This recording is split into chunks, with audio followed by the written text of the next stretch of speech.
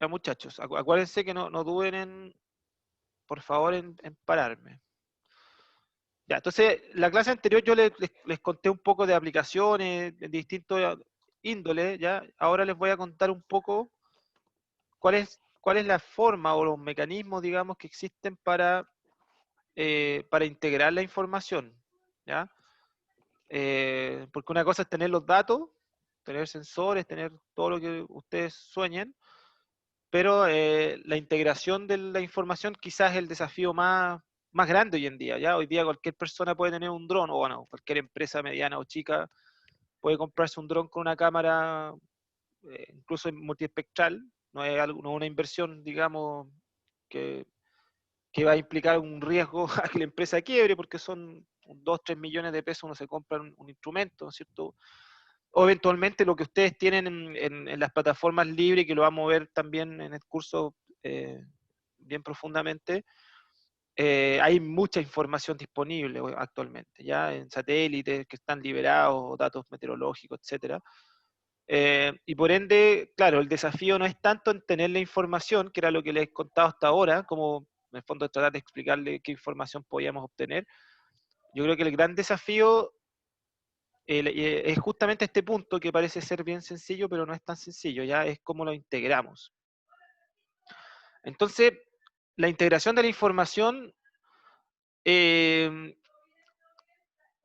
o sea, en el fondo, para ir más allá de lo observacional, que significaría mirar una serie de tiempo de datos e interpretar, como lo hicimos, ¿no es cierto? Voy a devolver un poco para traerlos a flote, pero por ejemplo lo que hicimos, un poquito, no sé si se acuerdan, cuando conversábamos de esto. No sé si se acuerdan que les mostraba este campo de olivos, estos dos cuarteles, y tratábamos de construir la historia. Ya, aquí lo que hicimos fue, a partir de la observación, o la historia de las observaciones, porque son muchas observaciones en el tiempo, tratamos de inferir qué le pasaba al campo de acuerdo a nuestro conocimiento experto. ¿Ya? Eso ya, lograr eso es un buen avance, ¿no es cierto? Y claro, hacer como manipular bien las bases de datos geoespaciales es algo que me gustaría que lográramos o que lograran ustedes en el curso, ¿ya? Pero claro, pero yo creo que el verdadero desafío y donde está digamos yo, el salto hacia lo que los va a hacer diferentes al resto, ¿no es cierto? No es solo trabajar con lo observacional, sino que trabajar con modelos, ¿ya? Y los modelos, como dice su nombre, un modelo es una simplificación de la realidad, eso es un modelo, ¿ya? Y esa simplificación de la realidad se puede dar eh, de distintas maneras, ¿ya?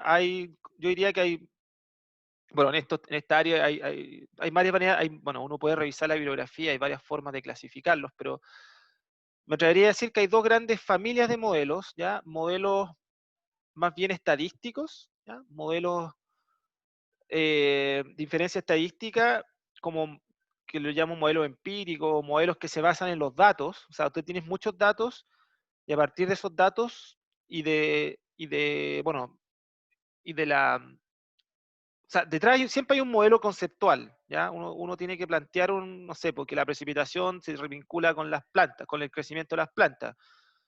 Uno tiene una a priori de una idea, ¿no es cierto?, que hay detrás, de que hay un proceso vinculado.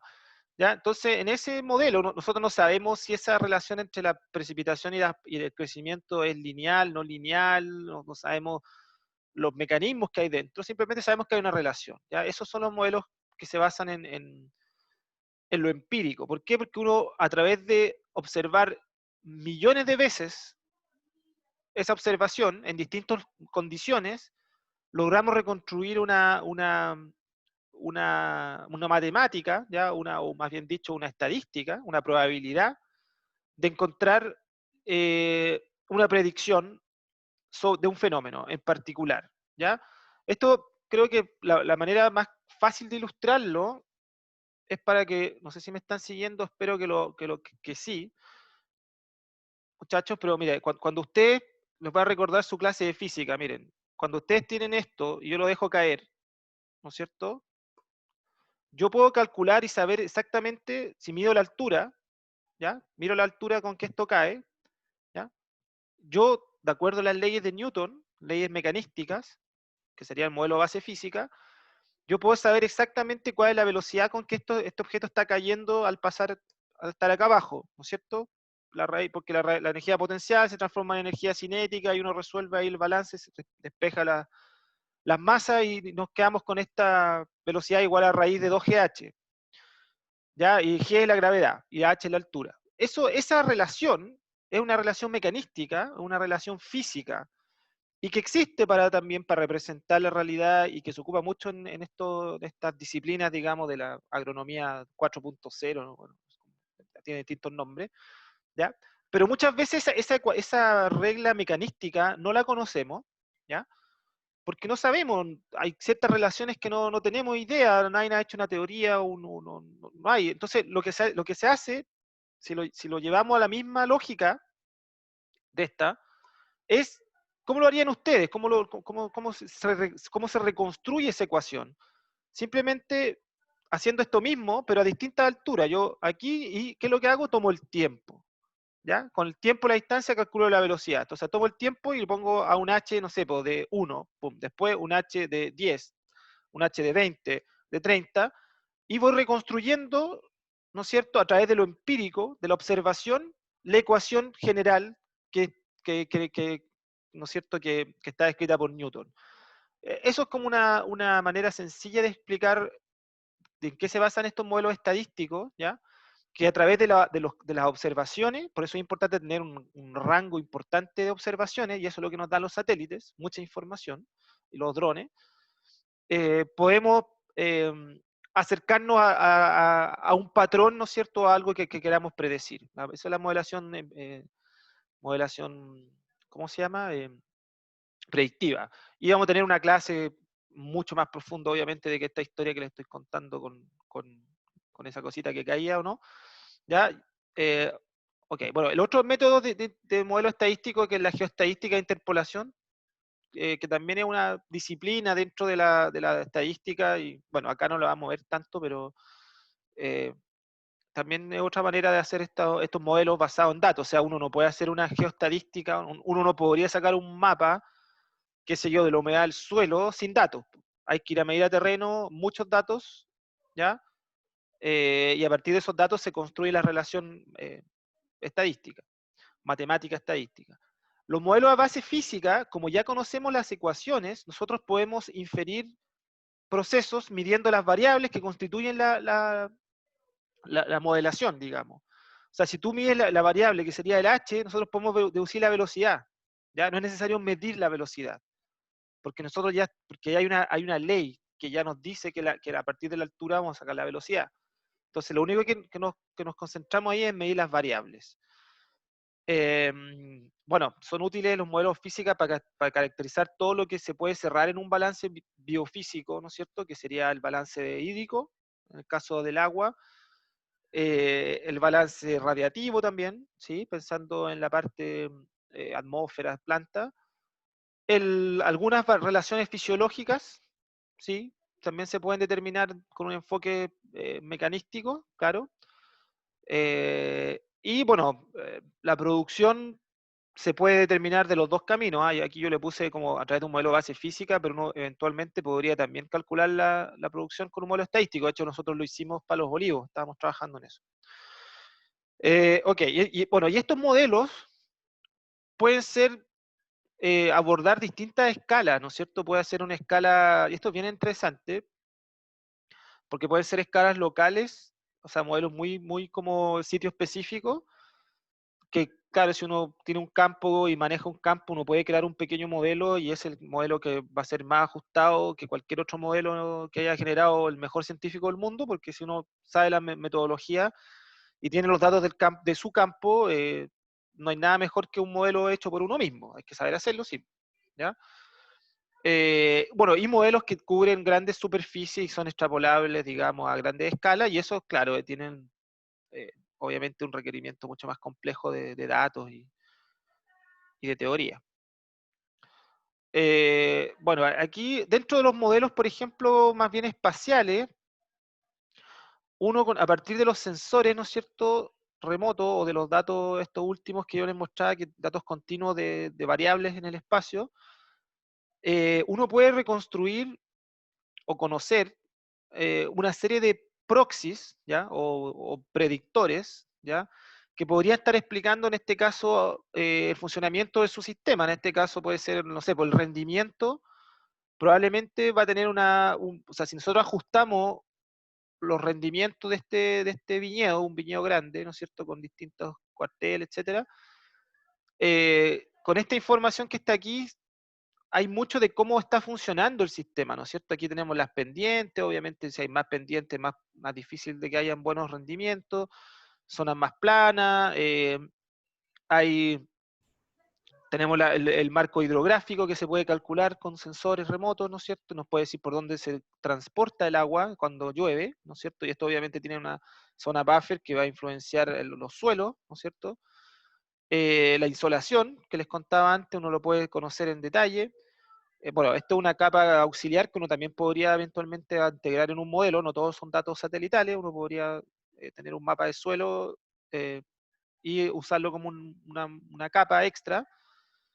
Y algunos indicadores espectrales que los vamos a ver más adelante, pero que nos podrían indicar qué tanta cobertura vegetal hay, ¿no es cierto?, dentro de nuestro viñedo. Entonces, con toda esta información, nosotros los metemos en una juguera, que sería un modelo estadístico o un modelo mecanístico, depende del proceso que estemos estudiando.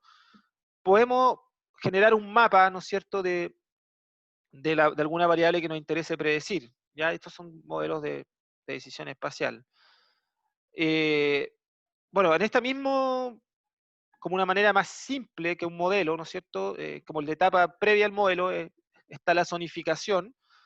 Por ejemplo, aquí yo les voy a mostrar, claro, el modelo nos va a decir cómo manejar cada sitio en específico, ¿ya? Por ejemplo, si aquí hay bajo rendimiento, vamos a tener los factores y cuál es la influencia de estos factores en ese rendimiento, ¿no? Y vamos a poder tomar decisiones acorde a eso, ya si es que hay cosas que cambiar, como que si yo, el follaje, ahí uno puede hacer algún manejo de poda, o no sé, por el suelo, puede cambiar quizá las frecuencias de riego, pero ya si son temas de topografía donde no hay nada que hacer, hay que adaptarse, ¿ya? En cambio, pero Profe, antes, sí, dígame nomás. esa cartografía LAI es de rendimiento. No, ese es el Leaf Area Index. Ah, ya, ya. Índice área foliar. Yo lo puse acá, pero en realidad aquí lo que debería haber hecho era agarrar una foto igual que esta y haberla puesto acá, y haber puesto una variable como el rendimiento. Lo usé como un ejemplo nomás, ¿ya? Pero no, claro, efectivamente confunde. No, LAI es Leaf Area Index o índice área foliar, ¿ya? Perfecto, gracias. Ya, pero miren, pero antes de ocupar modelos, uno de los ejercicios que ya es un avance para ustedes aprender a hacerlo, porque esto no lo enseñan mucho en los otros cursos, es una simple zonificación, ¿ya? Que claro, para uno claro, que le gusta más lo sofisticado, dice esto, no, pero esto es súper útil, ¿ya? Se ve como un ejercicio muy sencillo, pero es muy útil. Y ustedes, por ejemplo, miren, acá en este caso de un predio, ¿no es cierto? Déjame ver acá. Ya. Aquí uno toma tres fuentes de información relevantes para la decisión que ustedes quieran hacer sobre este predio. En este caso, se quería plantar, o sea, es un predio donde habían alguna un poco, no había nada, básicamente querían plantar paltos y cítricos, ¿ya? Entonces, la pregunta es, ¿cómo nosotros definimos dónde poner los paltos, dónde poner los cítricos? ¿Ya? ¿Cómo hacemos eso? Entonces, bueno, uno puede ocupar datos previos, ¿no es cierto? Datos satelitales, por ejemplo, de la temperatura de superficie. Vemos claramente que esta zona que está acá es mucho más fría. Esta es una imagen de la nocturna, de temperatura en invierno. ¿Se fijan? Entonces aquí uno al tiro puede ver que entre la zona alta y baja en invierno hay 6 grados de diferencia, lo que claramente, si es que pensamos en poner un palto, o un cítrico, cualquier de esas especies, bueno, sobre todo un palto, ¿no es cierto?, que es más sensible que el cítrico a la helada, uno debería decir, "Oh, acá por ningún motivo voy a poner palto, ¿no es cierto?, porque se me van a helar, ¿ya? Entonces aquí lo más probable es que ponga cítricos o otra especie. Porque tiene esa capa, ¿no es cierto? Después uno le puede meter otra capa a esta clasificación como del vigor, y uno puede saber que, claro, esta zona de acá siempre no tuvo vigor, la pradera que estaba aquí previa digamos, a que se pusieran palto, o a que se ponga cultivo, la pradera era muy poco vigorosa, o sea, son suelos muy pobres probablemente, no hay agua retenida ahí. Entonces uno puede decir, bueno, hay ciertas zonas que podrían naturalmente tener un suelo más como más propicio para sostener una producción, ¿ya? O sea, obviamente después uno le mete riego y todo, pero ahí uno igual ya podría decir que esta zona no tiene el mismo suelo, básicamente, que esta otra, ¿te fijas? Entonces, para definir ese tipo de cosas también puede ayudar. Y acá hay otro indicador que también se puede calcular, bueno, hay muchos más, pero esto se deriva de la topografía y nos permite calcular las zonas si recuerdo bien, las zonas de acumulación de agua, ¿ya? Entonces los puntos rojos son zonas donde hay donde todas las gotas de agua cuando cae una lluvia o cuando, no sé, pues cuando ustedes le meten agua al sistema, convergen, bueno, se mueven por estos ríos, o por estos canales, pero que son superficiales, de acuerdo a la microtopografía, y convergen en esos puntos de acumulación de agua. Entonces, claro, uno con toda esta información, a través de un algoritmo de clasificación ya estadístico, uno puede, que les vamos a explicar después de qué se trata, con la distancia euclidiana, bueno, ahí es un poco más complejo, pero lo vamos a ver más cuando lo hagamos, pero uno puede definir esta zonificación, generar un mapa que te dice, ya, esta zona es distinta de esta otra y de esta otra, considerando estos tres criterios de la misma manera. ¿Ya? Pues, y ahí es donde está el criterio experto, ¿no es cierto? Ustedes tienen que definir qué variables son las que van a seleccionar para hacer su zonificación. La podrían haber hecho solo en base a la temperatura, ¿no es cierto? Y el algoritmo funciona igual, pero también el algoritmo permite incluir más dimensiones. ¿Ya? Cada dimensión es una variable. Ok. Otra de las cosas como del abecedario de la agricultura de precisión, para que no se confundan, es la telemetría, ¿ya? Por favor, ahí no quiero escuchar nunca la confusión entre teledetección y telemetría, que ocurre, la escucho todo el rato, entre mis colegas incluso, no tienen nada que ver una cosa con otra, ¿ya? La telemetría es simplemente la comunicación de un sensor con una estación de mando, ¿ya? Y la teledetección es otra cosa que lo vamos a ver más adelante, ¿ya? Teledetección es captar de forma remota, sin contacto físico, una señal espectral. ¿Ya? Acá la telemetría es la comunicación de un instrumento, de un sensor con una estación de captación. Acuérdense que la telemetría, para que no se olviden nunca, es como cuando piensan en los cohetes, ¿no es cierto? La Luna, Houston, ¿ya? Ahí ocupa la telemetría, ¿no es cierto? La telemetría es la comunicación que tiene Houston con la, digamos, con los cohetes y con la misión al espacio. Es lo mismo acá, salvo que el cohete es la sonda y Houston pasaría a ser la estación de acá, de captación. Bueno, esta telemetría igual es bien interesante porque no es tan, bueno, obviamente el concepto es súper antiguo, pero en el agro no tiene tantos años, ¿ya?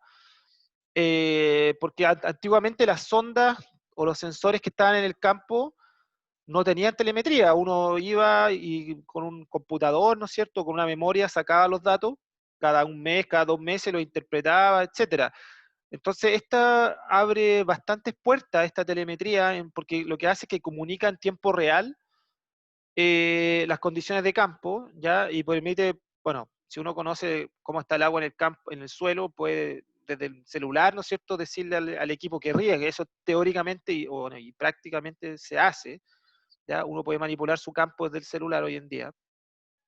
Y bueno, por ahora la telemetría está bien como acotada a capturar señales meteorológicas de una estación meteorológica o de un sensor de riego, ¿ya? De una sonda, perdón, de una sonda, o de la caseta, ver si hay caídas en la presión, ese tipo de cosas, pero no está muy todavía difundida para capturar otro tipo de variables de campo, ya como la fracción de interceptación de la radiación, la canopia, el dosel. Eso todavía no está, no hay, o hay no sé, puede que hayan algunos, pero yo no tengo mucho conocimiento de lo que conozco, de que esté muy masificado, ¿no es cierto?, esto o sea, que hayan empresas que ofrezcan el servicio de darte un monitoreo continuo del FPAR, por ejemplo. Eso no, yo no lo he visto por ahora, pero ya vendrá. O sea, de hecho, se está pensando en avanzar hacia allá. ¿Ok? Bueno, esperemos un poco. Ahí está. Bueno, entonces, ¿cómo se implementan estas estrategias? ¿Ya? Y aquí estos son como nuevamente esquemas conceptuales, pero bien importantes. Eh, bueno, aparece esta frase que es como bien cliché, doing the right thing in the right place at the right time. Y en realidad acá lo que vemos es algo bien, bueno, este como círculo virtuoso de la agricultura de precisión, ¿no? Que en realidad, bueno, es como opera, ¿no es cierto? Donde parte siempre es un punto, pero en general uno debería partir de la observación, ¿ya?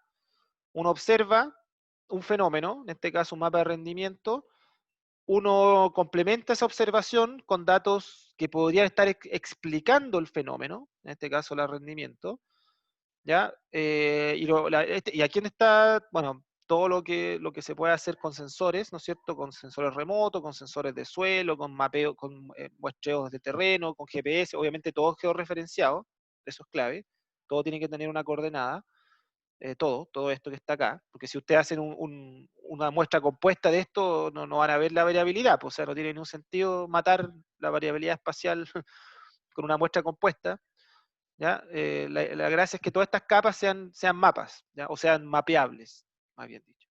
Y esto uno lo mete a un sistema GIS, ¿ya? Que en realidad este sistema GIS, yo creo que esto es del 2001, tiene 20 años, muchachos. Hoy en día hay muchos sistemas, bueno, está el sistema GIS, obviamente que algún pincelazo mínimo vamos a ver en este curso, porque no habría que hacer un curso de GIS, pero en realidad lo más importante que el GIS, para poder realmente hacer esto bien, son los códigos que están dentro de un GIS, ¿ya? Y eso es lo que yo quiero meterme de lleno 20 años después, a no ser tan como dependiente del clic del computador, sino que entender un poco lo que hay detrás, ¿ya? Para que ustedes puedan hacer básicamente su propio GIS. O eventualmente ocupar un sistema online, como Google Earth Engine, que también vamos a ver un poquito, que también es una especie de código abierto, pero que donde ustedes no ocupan sus computadores, ocupan los servidores de Google. Ya, bueno, con eso uno, con el fondo, con esta juguera que yo no quiero que sea tan caja negra, es un poco lo que les quiero contar, o sea, que me gustaría lograr, perdón, logramos una evaluación, ya con algún método estadístico, matemático, ¿no es cierto?, que nos permite separar nuestro predio en zonas de manejo, ¿ya? Eso es el esquema. Esta es otra manera de representarlo. En el caso del viñedo, claro, aquí está lo mismo, las variables que podemos tener mapeadas, ¿ya? Input. Ahí está el viñedo. El noise significa que todo esto, la variabilidad espacial y temporal de estos factores generan un ruido en nuestro sistema viñedo, un ruido que nos genera que nuestras producciones, ¿no es cierto?, en términos de calidad o sea, de rendimiento y de calidad, sean disímiles en el espacio y en el tiempo, ya que es el problema. Nosotros ojalá supiéramos siempre a priori, o sea, ojalá a priori siempre llegáramos al potencial del campo y que no tuviéramos ninguna variabilidad o la conociéramos perfectamente. Eso no ocurre, dado este ruido que está acá. ¿Ya? Entonces, la idea es justamente a partir de estos mapas de las variables respuestas y estos mapas de las variables que uno podría también entender, ¿no es cierto? Que aquí donde están ustedes, ¿ya? Aquí uno podría agregarle incluso variables auxiliares, ¿ya? Para poder entender mejor esto, que era lo que vimos antes. Y a partir de este conocimiento uno puede corregir, ¿no es cierto?, lo que le aplicamos al campo para que este ruido se vaya haciendo lo menos posible, ¿ya? Esa también es otra manera de visualizar este círculo, esto es más como con etapas de proceso, este de acá, bueno, también, pero también se puede ver, se puede pensar así. Y bueno, y dentro de la agricultura de precisión, comentarles de que hay eh, hay varias como etapas, ¿ya? Lo que actualmente hacemos en el campo es esta, ¿no es cierto? Consideramos el suelo y el cultivo y los manejos dentro de un cuartel de riego, por ejemplo, como todos absolutamente uniformes, ¿ya? Claro, esto que involucra la muestra compuesta, ¿no es cierto? Del suelo o de las plantas, ¿ya? El foliar, sacamos una hoja cualquiera del predio y la juntamos todo. ¿Ya? Bueno, la agricultura de precisión, acuérdense que apuntaba hacia el manejo sitio específico, pero obviamente llegar a esto es muy difícil de una, ¿no es cierto? Sino que uno lo va haciendo de forma progresiva y este progreso tiene que ver con el aumento en la resolución, ¿ya? Obviamente acá la resolución, el píxel o el área de trabajo es el polígono completo de su campo, completo, no hay una subdivisión de su cuartel de riego. Acá ya hay una subdivisión, en el fondo esto, ¿ya? Y bueno, y esto que se apuntaba acá, apuntan un poco a esta etapa intermedia, que ya es un súper logro, probablemente la etapa más funcional que podamos lograr hoy en día, eh, que requiere muestreo estratificado, ¿no es cierto?, georreferenciar, etcétera, y los manejos aplicarlo a esas escalas, ¿ya? Y bueno, pero el norte de la agricultura de precisión es hacer este manejo sitio específico, ¿no es cierto?, tener una grilla fina en el cual cada planta básicamente puede tener el aporte preciso y perfecto de los recursos que requiere de fertilizante y agua, ¿ya? Todavía, yo creo que esto todavía estamos limitados más que por las observaciones, el grillado, digamos, que yo creo que hoy en día hay información y falta, bueno, obviamente más desarrollo, pero está la información para poder lograr conocer cuánto aplicarle a cada planta, digamos, y en qué momento. Lo complejo es cómo hacer esa aplicación, ¿ya? Y aquí yo creo que el tema de la robotización y todo eso va a ayudar mucho a que después sea un robot que simplemente tenga su mapa en el cerebro y el mapa de cada planta le va a aplicar lo exacto, ¿no es cierto? Porque hoy en día, claro, habría que mandar un ejército de personas que hagan esto y eso no es viable, ¿ya? Entonces, por ahí yo creo que hay una brecha todavía que, que resolver, pero que va para allá claramente. Esto ya, yo creo que ya es una realidad. Ok, déjenme ver la hora para que no se me pase. Sí, aquí. Ya, aquí hay otro ejemplo de lo mismo que les mostraba hace un ratito. Miren, aquí está, hay el mismo predio, ¿no es cierto?, de viñedo con mapas de rendimiento, pero fíjense acá lo que genera, esto es bien importante para que lo tengan en la cabeza. Aquí se puso la misma escala los colores, ¿ya? No sé si se acuerdan de esto, no se acuerdan, creo. Me voy a devolver. Por eso es importante echarle una revisada a la clase, aunque sea el PPT, ¿ya?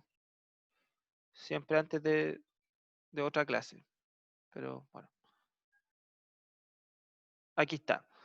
¿No es cierto? Aquí si tomamos estos 2 años, uno dice, ¿te acuerdas que yo les comenté que o estos dos, no sé, que estas zonas se mantenían? Ok.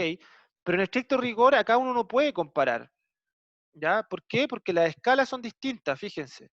Entonces, claro, puede haber un artefacto, decimos nosotros, o un arreglo visual que hace que se maximicen las diferencias, dado el cambio en la escala de colores que nosotros presentamos. Y eso es bien clave en esto que vamos a hacer en este curso, porque uno puede manipular la escala de colores y la idea es que la escala de colores sea un reflejo de lo que pasa en el campo y no un reflejo de lo que queremos nosotros contar. No sé si me explico. ¿Ya? Y ahí, bueno, eso creo que la experiencia lo va dando. Pero miren, aquí está. Tenemos estos mismos 2 años, pero antes eran 3, pero digamos que hay 2 años, pero aquí sí se normalizó a la misma escala, o sea, se le obligó el algoritmo o el computador, no sé, nosotros le fijamos la escala, límite mínimo, límite máximo, gráficamente los píxeles en base a este rango, ¿no es cierto? Y aquí vemos claramente que no era el mismo patrón, pero vemos que este año hay mucha más variabilidad que ¿ya? Y que cambia el patrón con respecto al que estaba antes. Nosotros lo podríamos normalizar, ¿ya? Aquí hay varios caminos para hacerlo, yo no recuerdo exactamente lo que hicieron en este paper, pero uno podría hacerlo sacando la mediana, ¿ya?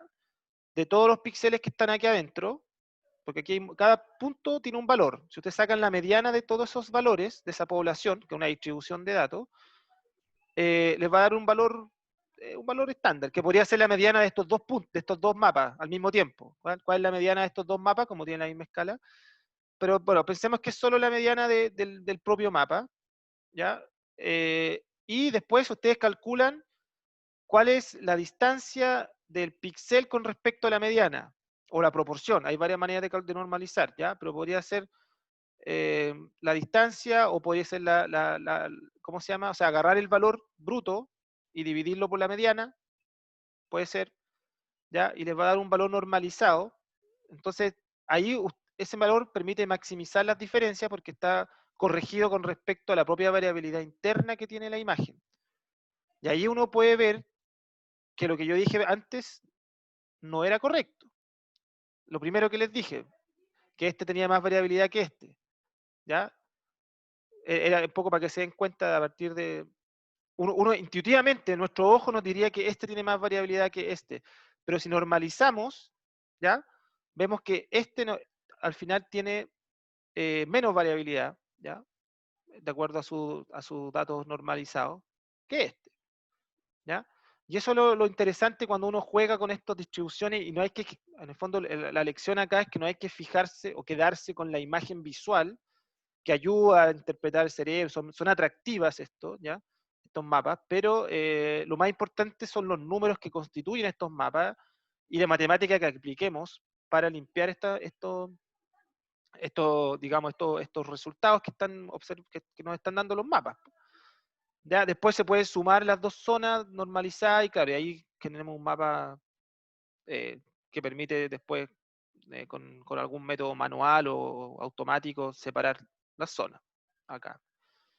Ya, entonces la lección que quiero que retengan de acá es que ojo con la interpretación visual, porque es engañosa, y por eso es bueno usar estadísticas robustas basadas en distribuciones, ¿no es cierto?, para poder trabajar estos mapas, ¿ya? La normalización es un camino, pero hay muchos otros que uno puede optar.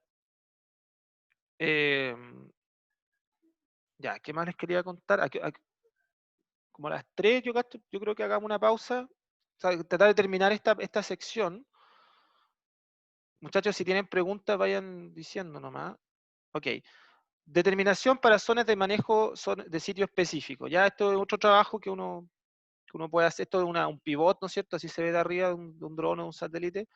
Claro, y esto es lo que uno buscaría, ¿no es cierto?, en una mejor situación, tener un mapa que llegara a esto, ¿no es cierto? Y cosa que aquí pase no sé, el pivot que va regando y vaya aplicando de acuerdo al radio y a la coordenada que se va moviendo, el fertilizante o el químico, lo que sea necesario para adaptarse a las distintas zonas, ¿ya? Entonces se va moviendo, imagínense esto que se va moviendo, tiene un GPS y dice, ah, ya, ahora me tocó pasar por aquí, le aplico tal cosa en tal cantidad, después paso por acá, una zona con estrés salino, creo, sódico, entonces aplico otro tipo de fertilizante, tengo otra cajita, ¿no es cierto?, que se adapte a esa condición.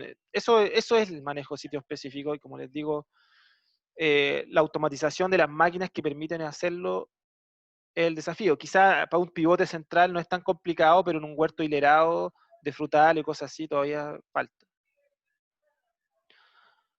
Ya, bueno, y aquí viene la última diapo de este tema, que también es importante. Yo espero que para los que están ahí presentes, una fuente de motivación. Este documento es súper antiguo, ¿ya?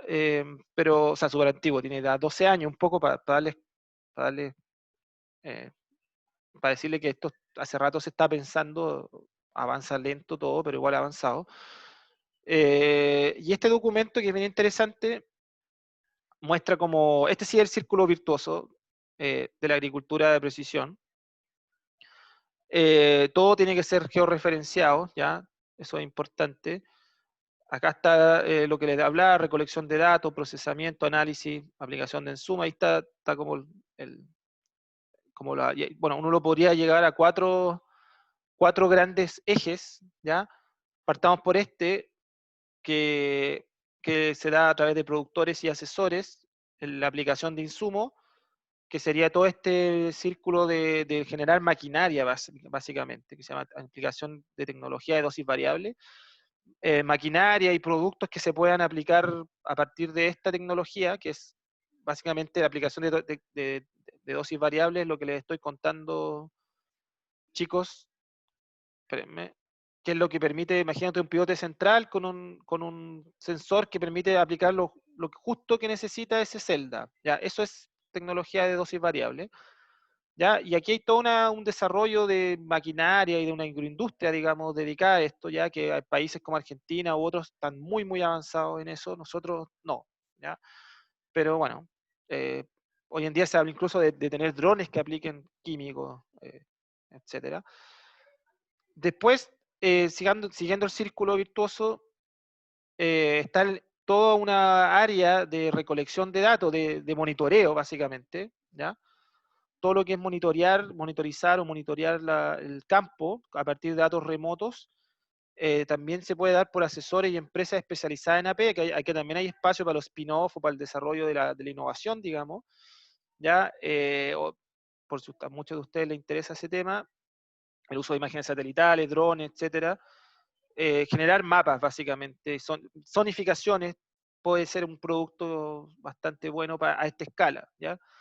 Después, la continuación natural de esto es el procesamiento avanzado de los datos, ¿no es cierto? Bueno, en realidad la empresa de agricultura de precisión, o sea, por un lado uno tiene las empresas que proveen el dato, de hecho, interesante esto, pero por ejemplo, les voy a contar una historia, si me dan el espacio. Hoy en día, como en Chile no tenemos expertos en esto de la precisión, o sea, perdón, de la agricultura de precisión, en otros países que sí tienen, y bueno, y tenemos un mercado frutícola con mucho dinero, ¿no es cierto? Hay mucha inversión, digamos, ahí. Lo que lo que está ocurriendo básicamente es que hay empresas en Chile que no tienen el capital humano para procesar los datos, entonces lo único que hacen es que vuelan con el dron, ¿ya? O van al terreno y miden con un cierto equipo, ofrecen ese servicio y lo subcontratan, y donde más gana plata obviamente no es tanto en la medición, sino en esta parte de acá, a empresas que están en el extranjero. España se ha posicionado bastante bien en eso, ¿no es cierto? Hay varias empresas chilenas que tienen el sensor, la tecnología, pero no tienen idea cómo usarlo, y externalizan el servicio a España, y España tiene sus maquinarias, sus jugueras, y un tipo en un computador que calcula todos los modelos, el verdadero agrónomo de escritorio, y reenvía los mapas y todos los productos, digamos, los mapas de rendimiento, todo esto que nacen de modelos, ya para llegar a un mapa de rendimiento, o no sé, a un mapa no sé, o de alguna variable avanzada, eh, se requiere, claro, más bien en esta etapa que está acá, ¿ya? Y ahí hay una brecha que es aquí, de hecho. Esto que estoy contando de enviarlo a España estaría más bien en esta zona, entre estas dos zonas de acá. ¿Ya? Entonces aquí hay una brecha, ¿no es cierto? Aquí hay un vacío. Actualmente en Chile no hay ninguna empresa que esté haciendo servicios avanzados de agricultura de precisión o de procesamiento de datos, Big Data o cosas de ese estilo. Hay algunos que están pensándolo, pero no hay así algo establecido. Ya se los comento porque ahí hay un nicho importante de desarrollo que por ahora lo están ocupando ese nicho empresas extranjeras. ¿Ya? Así que esto para que lo tengan en consideración, muchachos, que no todo es técnica y todo, esto es importante porque creo que el 2008, que ya se le presentó este trabajo al FIA, se visualizaba este esquema. Pueden haber algunas sutilezas que no sé, yo tengo alguna diferencia con el esquema, pero da una idea de dónde ustedes podrían ejecutar o aplicar, digamos, la expertise en agricultura de precisión. ¿Dudas con esto? ¿Sí? ¿No? ¿Algo que comentar? ¿No? ¿Nada? ¿Están? Bueno. ¿Están ahí? Háganme una mano para arriba, aunque sea, porque ni los veo. A ver, espérenme. Profe, yo tengo una duda. Sí, pues pregunte Eh, nomás. que usted habla de satélite, pero cuando uno saca una foto, por ejemplo, con el satélite, no sé cómo será, uno solo ve la parte como de arriba del suelo. ¿Cómo se hace la interpretación de datos debajo del suelo? Porque imagino estado hídrico, igual se podría hacer, como la reflectancia que tiene el agua, pero los nutrientes y esas cosas así, la conductividad eléctrica, eso sí, sí o sí se requiere tomar datos de campo para complementarlos con el satélite. Sí, sí, exactamente. Tú construyes un modelo de inferencia, ¿ya? Se supone que, o sea, a ver, depende, espérate, ¿de qué me estás hablando? Es que depende de lo que me dijiste varias cosas ahí, por conductividad eléctrica, me dijiste humedad O en el sea, suelo. solo el suelo, como lo que se ve debajo del suelo, las variables que están. Ya, es un tema, es el gran tema. Mira, tú puedes, em, si estamos pensando en agua, ¿ya? El agua, las raíces, ese tipo de cosas, no nutrientes, sino que agua.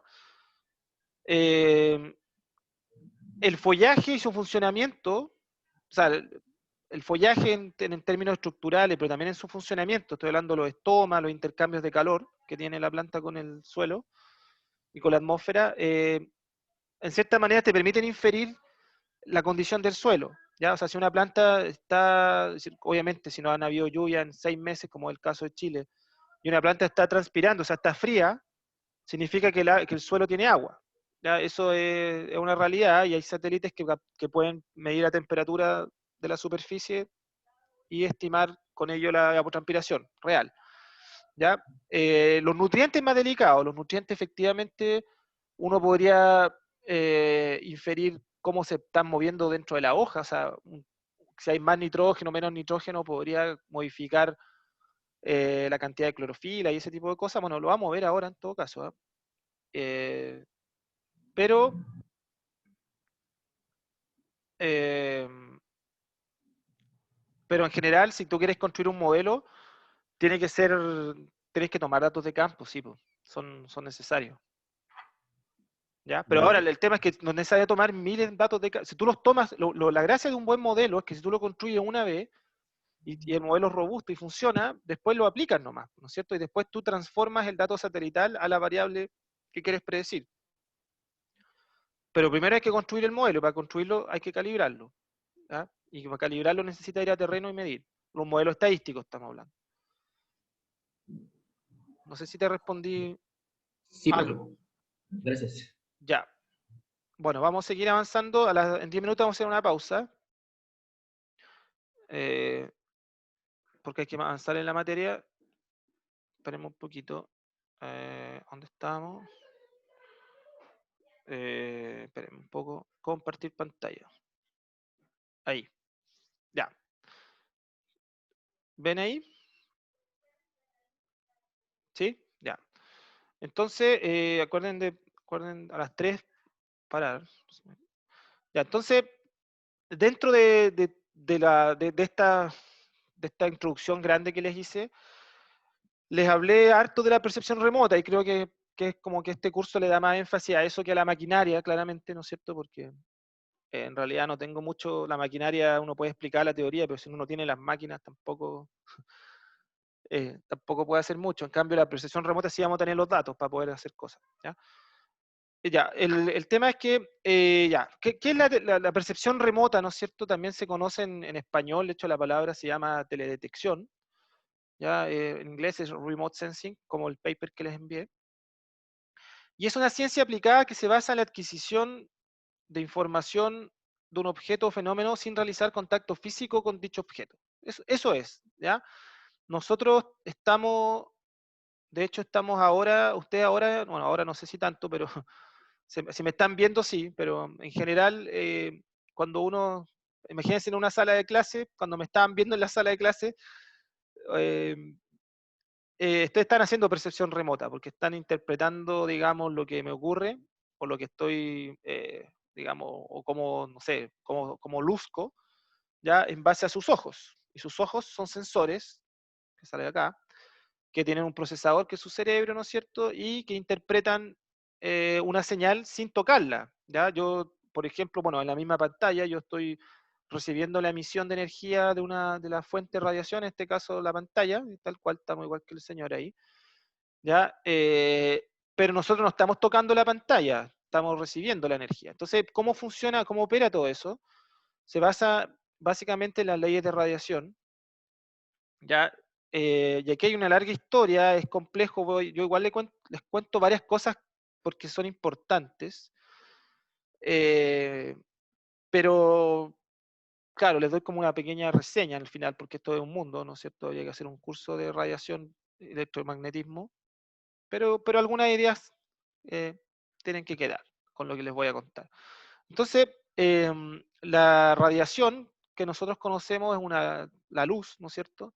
Es una onda electromagnética, como dice ahí, ¿no es cierto? Que tiene un campo magnético y un campo eléctrico, que se mueve con cierta periodicidad, ¿cierto? Avanza o está compuesta por una frecuencia dada, ¿no es cierto? Y por una longitud de onda eh, que define la velocidad de propagación de la luz, ¿ya?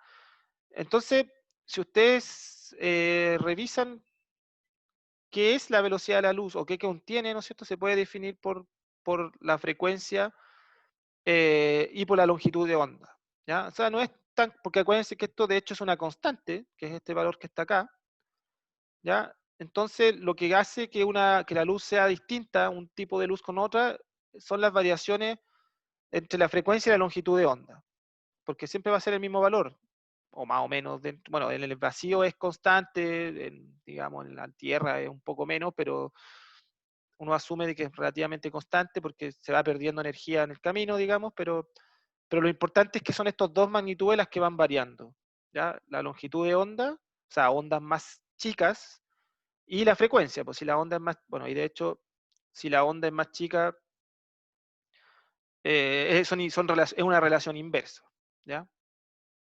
Ya. Si la onda es más chica, aumenta la frecuencia. Bueno, entonces, claro, esta onda eh, transporta energía, ¿ya? Y esta energía, que se conoce como un fotón, ¿ya?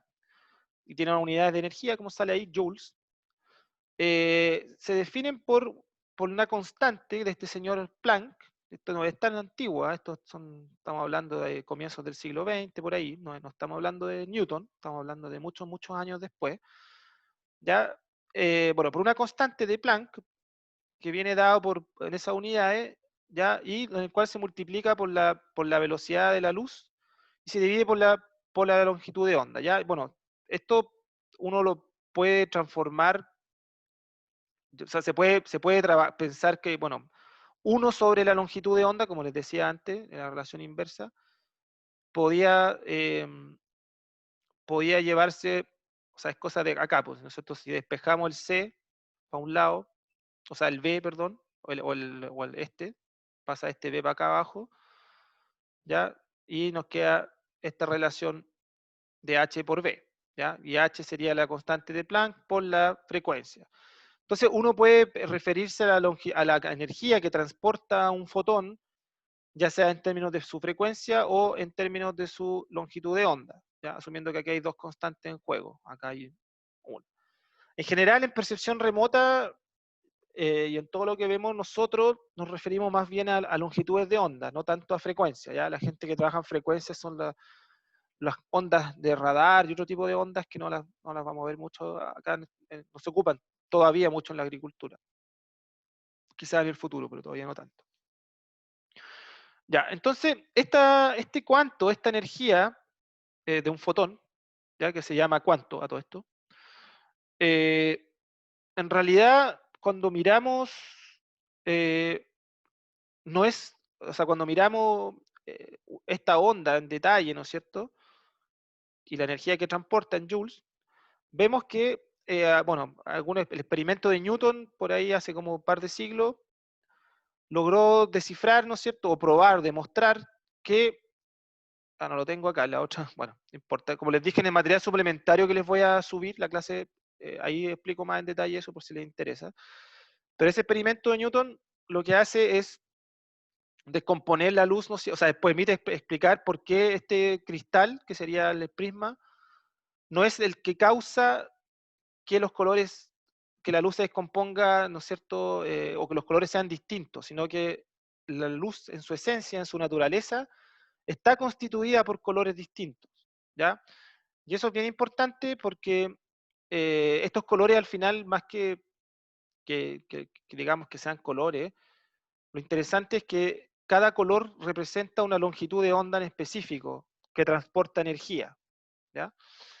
Y eso es bien relevante porque, bueno, antes de entrar a esa otra diapo, ¿por qué? Porque uno al final la percepción remota se basa en identificar estas distintas longitudes de onda, ¿no es cierto?, que transportan la energía de distinta manera. ¿Ya? Eso es bien importante que lo tengan presente. eh, Así que eso. Ya. Entonces, ahora, tratar de explicar esto que es más conceptual. Fíjense que esta curva tiene longitudes de ondas. Estas son las curvas del señor Planck, curvas de Planck. Longitudes de onda acá, y acá está la energía que transporta o sea, que transporta una onda, digamos, que viene, no sé, pues emitida del sol o de quien sea. ¿Ya? Entonces, nosotros, o sea, los físicos, déjame acordar un poco lo que había ya. Los físicos eh, lo que hicieron fue definir un objeto teórico que se llama cuerpo negro. ¿Ya? Este cuerpo negro, estamos más o menos en la hora ya. Este cuerpo negro lo que hace es que es capaz de absorber toda la energía y reemitirla con la misma fuerza, ¿no es cierto? Sin perder energía entre medio. Por eso es un objeto teórico que no existe, porque cualquier objeto cuando recibe una energía siempre se pierde un poco por ineficiencia, ¿ya? Pero bueno, crearon este objeto y a partir del estudio de estos cuerpos negros, crearon estas curvas, ¿ya?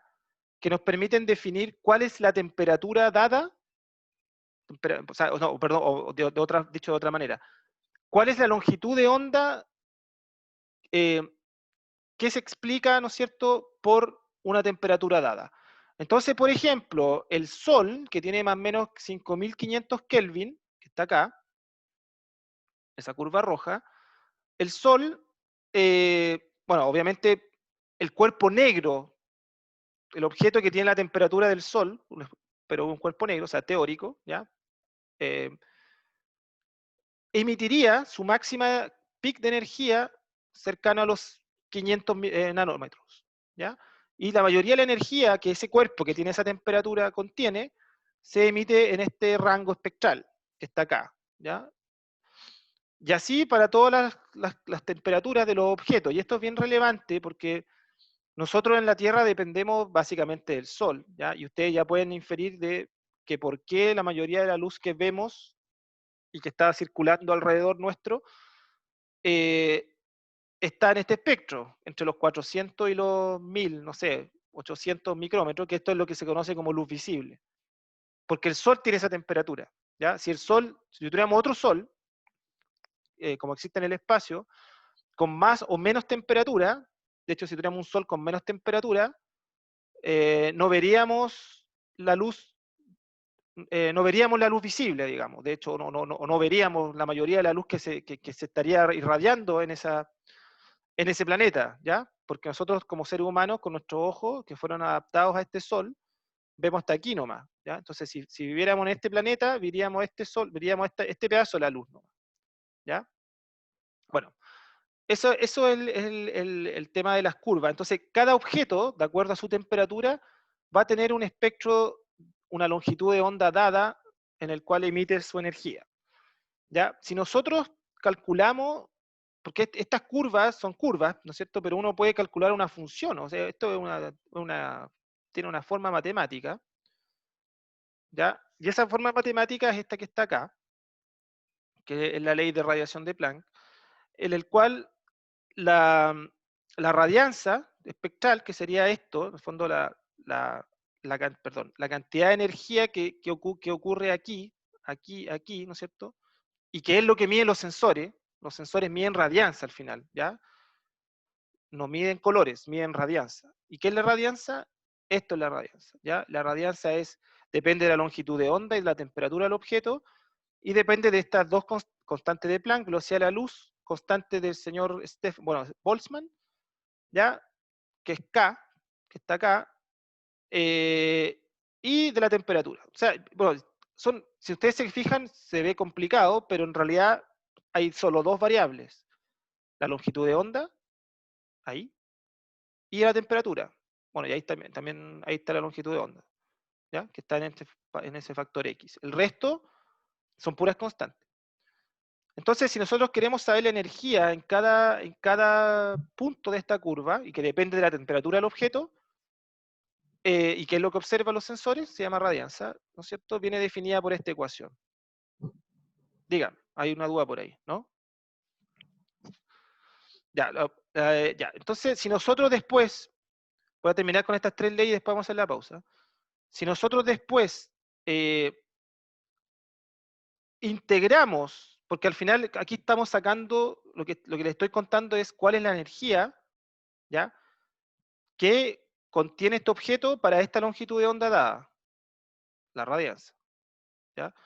Si nosotros nos interesa saber la energía total del objeto, o sea, cuál es la energía, perdón, que está emitiendo el Sol, ¿ya? O que está emitiendo, no sé, una planta o cualquier cosa, porque ustedes mismos tienen energía, también tienen una curva de Planck, pero su curva de Planck va a tener, en vez de 3500 Kelvin, va a tener 300 Kelvin, que es la temperatura, o 320 Kelvin, que es la temperatura del cuerpo humano, 37 grados Celsius.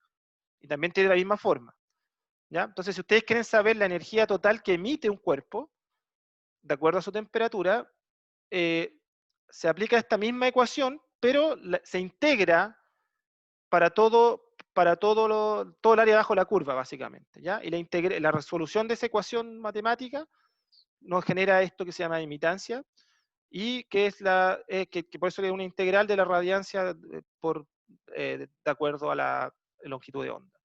Y esto, de manera más simple, por suerte para nosotros, porque ya uno se puede asustar un poco con esto, los físicos lo simplificaron a la constante, o nuevamente otra constante que se llama de Stefan Boltzmann, por la temperatura elevado a 4. Entonces, la imitancia radiante de un objeto, o sea, al final es esta constante por su temperatura. O sea, la temperatura de superficie es la que define la cantidad de energía que está emitiendo un objeto.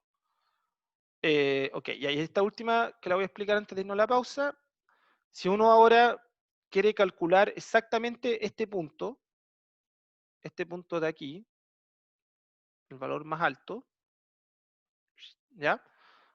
Es bien sencillo, bueno, se resolvió, uno resuelve la ecuación, ¿no es cierto? Hace todo un cálculo matemático inmenso, y para la suerte para nosotros, ¿no es cierto?, es que se llega a esta relación que es bastante sencilla, que se llama la ley de desplazamiento de Wien, en el cual uno puede calcular la longitud de onda máxima, en el cual se genera la máxima emisión, ya a partir de esta relación matemática que básicamente es esto dividido la temperatura.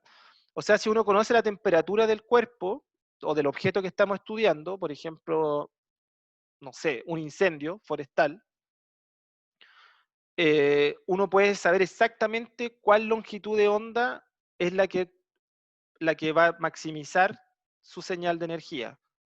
Entonces, claro, cuando uno tiene que pensar en un sensor, la idea es que el sensor observe en esa longitud de onda, ¿ya? Porque si no observan esa longitud de onda, estamos viendo otra cosa, no estamos viendo el fenómeno.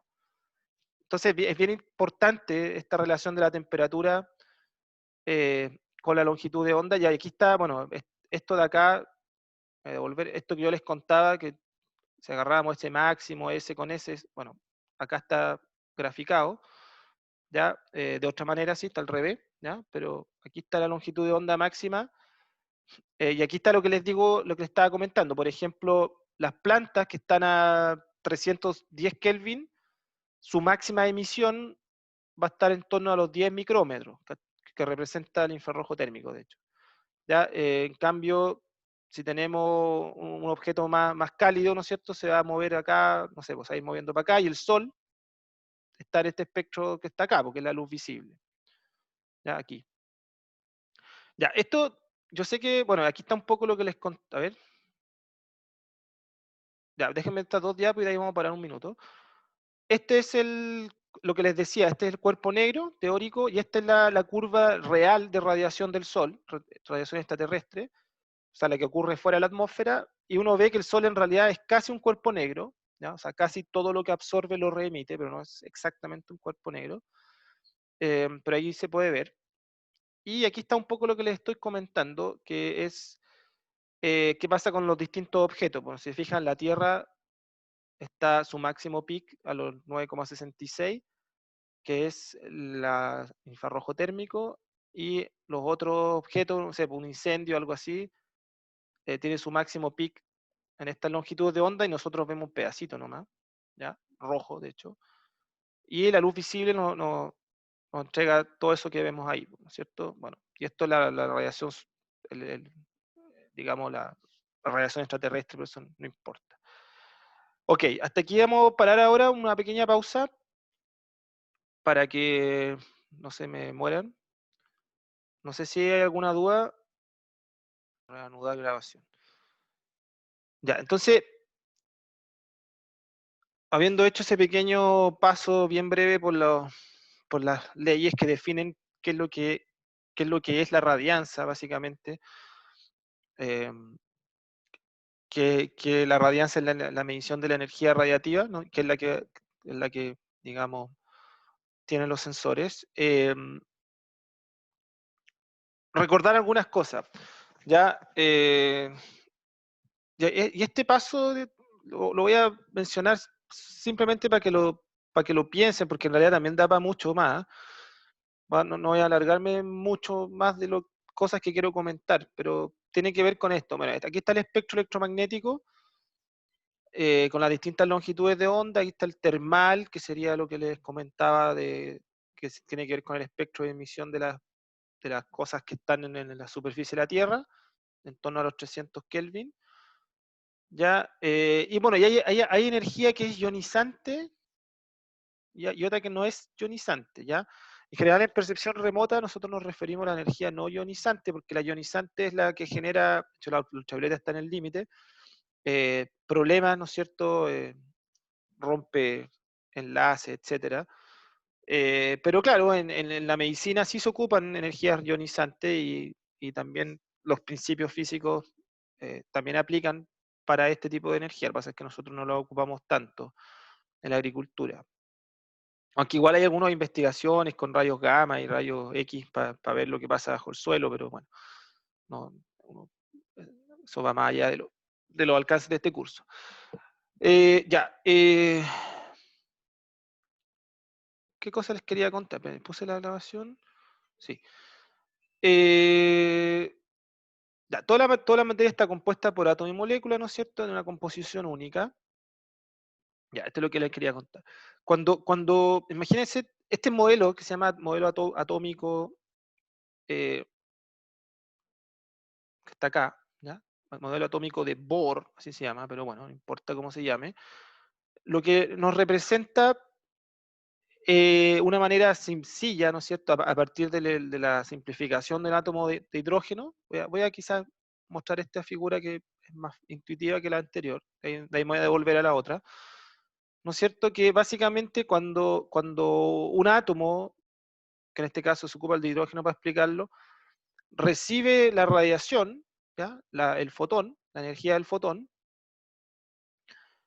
lo que se ocurre, ¿no es cierto?, es un salto, un desplazamiento con respecto al estado fundamental del electrón que orbita en torno al hidrógeno, ¿no es cierto? Y esto es instantáneo, ¿no es cierto? El electrón salta, se genera este salto cuántico, de hecho, este desplazamiento de su órbita, dado la energía que recibe. Esto dura micromilisegundos, ¿ya?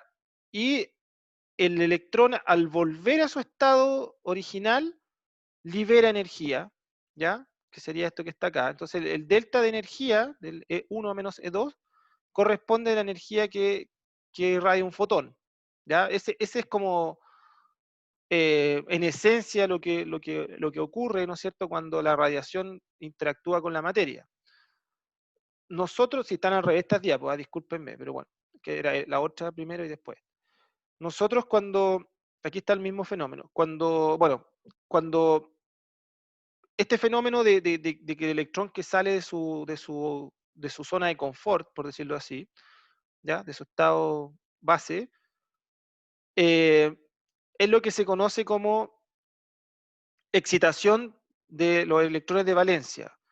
Y eso se da con el nivel de energía que se asocia a la energía visible, ¿ya? O sea que en general la energía visible, que es la energía que nos envía el Sol, genera reacciones en la materia, digo, genera reacciones de este tipo, ¿ya? Reacciones de excitación con respecto a lo que ocurre con el espectro visible. Porque acuérdense que, voy a devolver un poquito, cuando el Sol nos envía su energía, esto nos genera excitación de electrones, ¿ya? Pero el Sol también nos está enviando una serie de otros tipos de energía, ¿ya?, para que lo tengan presente. Y esas otras energías también nos van a generar procesos y fenómenos que son diferentes, no son excitación, ¿ya? Porque a medida que nosotros nos vamos hacia el espectro con menos temperatura, básicamente, va a haber menos imitancia, ¿ya?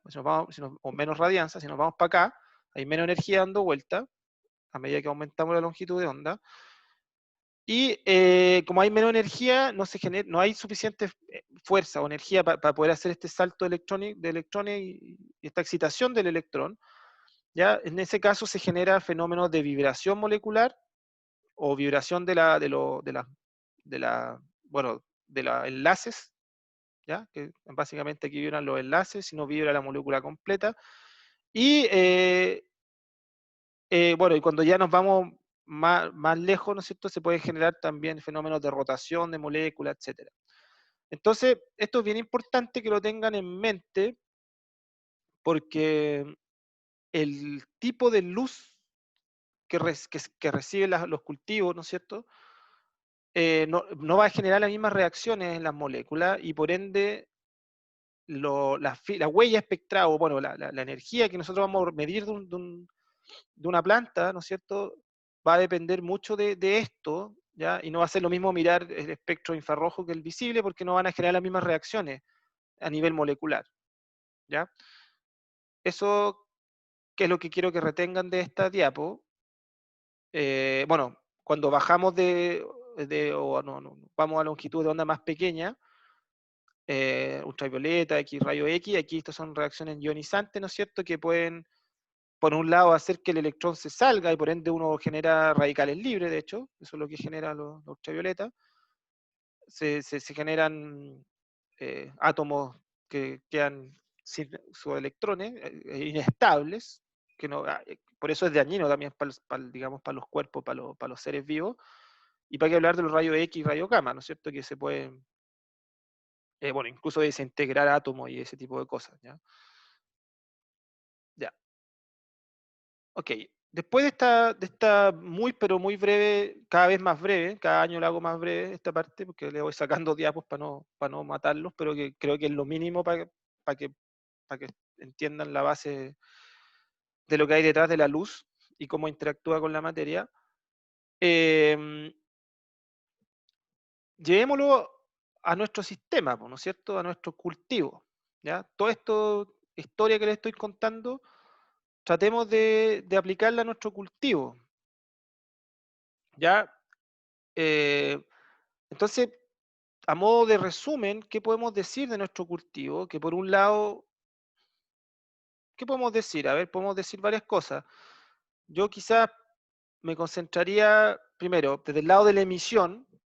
Si nosotros sabemos que este cultivo está a 20 grados más o menos, siempre más frío que cercano a la temperatura del aire, su capacidad de emitir va a estar dado las leyes de Planck, ¿no es cierto?, va a estar dado en el infrarrojo termal. O sea, si nosotros queremos ver la energía que emite, ¿ya?, este cuerpo, este cultivo, vamos a tener que mirar con una cámara térmica, ¿ya?, que es capaz de capturar los 10 micrómetros. eso no lo puede, eso no tiene nada que ver con los drones multiespectrales ni con nada de eso. Nosotros no vamos a mover nada de emitancia ahí. No vamos a mover la energía que emite el estado, digamos, del cultivo, ¿ya? Si nosotros pensamos en la luz visible, vamos a ver que estas plantas, ¿no es cierto?, están interactuando en la luz visible, se genera excitación de electrones, y esa excitación de electrones, o sea, de hecho, en sus clases de fisiología lo deben haber visto, se asocia a la forma en que las antenas, ¿no es cierto?, de clorofila van capturando la radiación, ¿ya? Ok, pero por otro lado, hay otro tipo de energía, ¿no es cierto?, infrarroja, que no es poca y que está llegando a la vegetación, ¿ya? Y que no va a generar excitación de electrones, no va a ser usada para la fotosíntesis, por ejemplo, porque no tiene esa capacidad, no tiene suficiente fuerza, digamos, o energía. Entonces lo que va a hacer es que las moléculas que están acá adentro vibren y roten, ¿no es cierto? Y eso también va a generar una interacción que es bien distinta. O sea, el infrarrojo genera otro tipo de relación con las plantas. Lo vamos a ir viendo de a poco, pero igual es bueno poner un cultivo para tratar de aterrizar todo esto. Ya.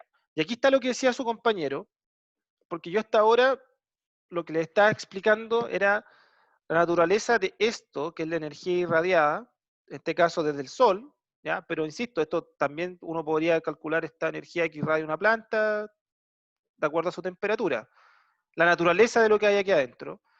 Y en esta diapos que alcanzamos a ver después de la pausa, me traté de referir no a la naturaleza de lo que está adentro, sino que a la naturaleza de cómo esta radianza puede interactuar a nivel molecular con un objeto, ¿ya? O sea, como meternos aquí adentro, por decirlo así. ¿Qué es lo que hay adentro de esto?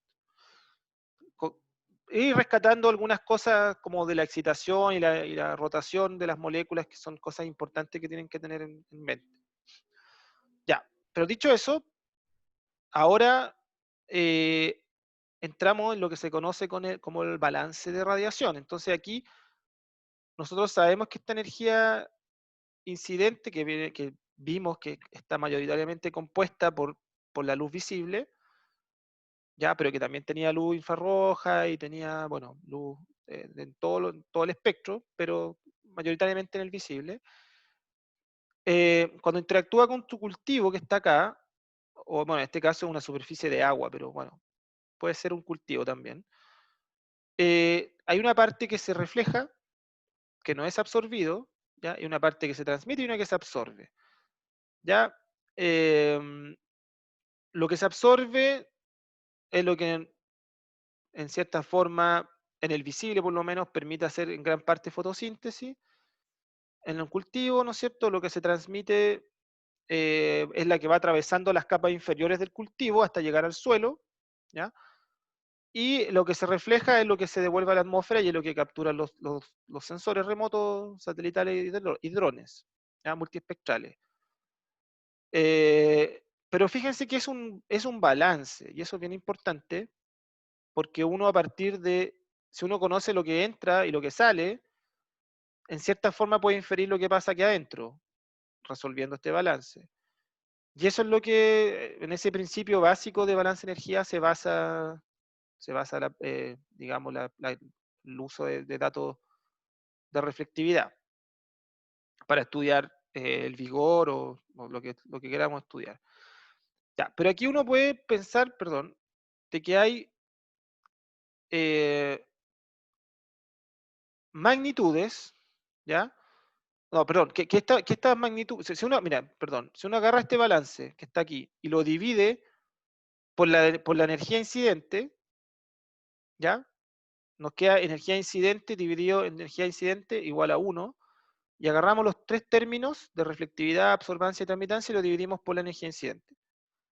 Boom. Y ahí aparecen o emergen estos conceptos que son clave, y aquí ya estamos en la derecha de la materia del curso, que es la reflectividad, la absortividad y la transmisividad, que aquí los tengo con su denominación en inglés, o sea, traducida del inglés, pero que en realidad en español es reflectividad, absortividad y transmisividad, ¿ya? Y fíjense que aquí se simplifica la ecuación, nos da esto, ¿ya? Y si nos vamos a la definición, como sale acá, de, por ejemplo, reflectividad, nos encontramos con que es una proporción, una razón, ¿ya? Y al ser una razón, pierde toda su unidad, porque la unidad de acá, de, no sé, pues de lo que, si estuviéramos pensando en radianza, ¿cierto? Simplemente la energía, que sería lo que está acá, esto es radianza, energía reflejada, que es lo que mide el sensor mide esto, ¿ya? Pero si lo dividimos por lo que le está llegando, por la irradianza, ¿ya? Que también tiene unidades de energía, nos encontramos con dos unidades que son iguales, se anulan, ¿no es cierto? Y nos genera esta reflectividad que oscila entre 0 y 1, ¿ya? ¿Por qué una razón? Si es 1, significa que, perdón, si es 0, significa que no hay reflectividad, si es 1 significa que todo lo que llega se refleja, ¿ya? Usualmente no hay muchos objetos que tengan esa habilidad de reflejar todo de forma perfecta. Bueno, y lo mismo para la absortividad y la transmisividad, ¿no es cierto? Son estas magnitudes que se simplifican. Ya, eso es la base de la teledetección. Y esta proporción, esta razón, ese valor que va entre 0 y 1, no es el mismo para los distintos materiales. ¿Ya? Eso es también una de las gracias. Cada material o cada superficie tiene una razón diferente, ¿ya? Y que además esa razón, esa proporción va variando según el espectro, que es lo que les voy a mostrar ahora. Pero antes de eso, quería comentar sobre otra cosa. ¿Por qué es tan importante trabajar con para nosotros, que trabajamos con el sistema, con lo que está abajo, trabajar con la reflectividad? ¿Por qué es tan importante? Simplemente porque si trabajáramos con la radianza, que sería esto que está acá, si yo, por ejemplo, voy a medir la radianza al pasto afuera de la casa, hoy día, a esta hora, y lo hubiese medido ayer, ¿no es cierto? Y ayer estuvo nublado, probablemente la radianza observada va a ser la mitad o menos de lo que es hoy día. Entonces, esa radianza observada no me va a estar dando, que es lo que ve el satélite todo esto, no me va a estar dando una información sobre el pasto, porque es dependiente de la energía que recibe, ¿ya? Esa radianza observada.